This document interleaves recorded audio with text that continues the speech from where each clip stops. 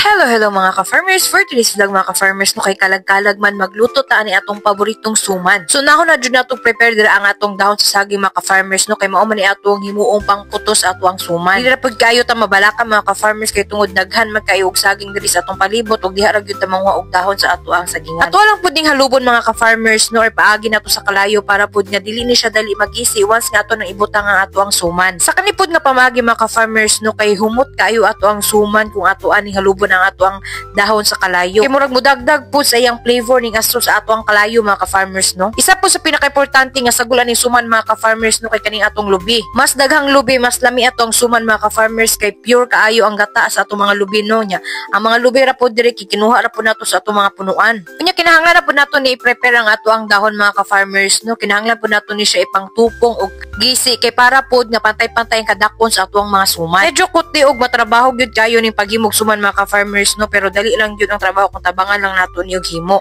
Lain pa ato mga ka-farmers, nakapanagkot na ba ang tanan? Dagan jud kayo tao karon sa mga sementeryo mga ka-farmers, no ug init kaayo ang panahon ayaw gyud kalimti pagdala og payong ug tubig para safety ta sa atong pagpanagkot. Dili pud unta nato makalimtan ang tinuod na kabuluhan aning kalag-kalag mga ka-farmers, no. Ang paghandom sa atong mga mahal sa kinabuhi nga nimpanaw na.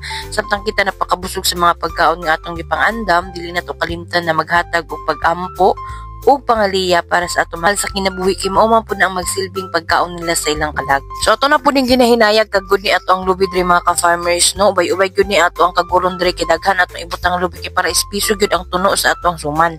Mas daghang tuno, mas lami ni ato ang suman mga ka-farmers. Sagulan pud nato ni ato ang suman mga ka-farmers, no ug butong kay para pud naatay palaman ani sa tunga. So kompleto na gyud ang mga sagol sa ato ang suman diri mga ka-farmers, no nya magpalahi ta karon og suman kay dili ni siya balanghoy or malagkit. Atong gamiton diri mga ka-farmers, no kay tiktik sa mais or kani ginatawag nga corn flour. Mao gyud ni atong madili-dali kani adto sa bukid mga ka-farmers, no ang maghimog suman nga tiktik itungod daghan pud kayo ta og kamaisan sa una og panahon nga igaling na ang atong mga mais mga ka-farmers, no dili gyud ni mawala ning tiktik sa ato ang mais ug ato gyud ning tigumon. So sa paghimo ning suman mga ka-farmers, no kay simple ra kaayo kay ato ra ni ipangsagol ni atong mga ingredients, ang tuno ug ang kaning mga butong. Nya ato ra na siyang i-mix dira sa ato ang planggana. Sa pagbutang diri sa atong tuno mga ka-farmers, no kay dili nato siya ibutang diretso kay basin pod og kanang malataan ni ato ang mixture sa ato ang suman. Kunya sa asukar pod mga ka-farmers, depende na pod yun na sa inyo kung pila ka kilo inyong ibutang. Kung gusto pod kayo mog tamis, pwede pod kayo daghanon og asukar.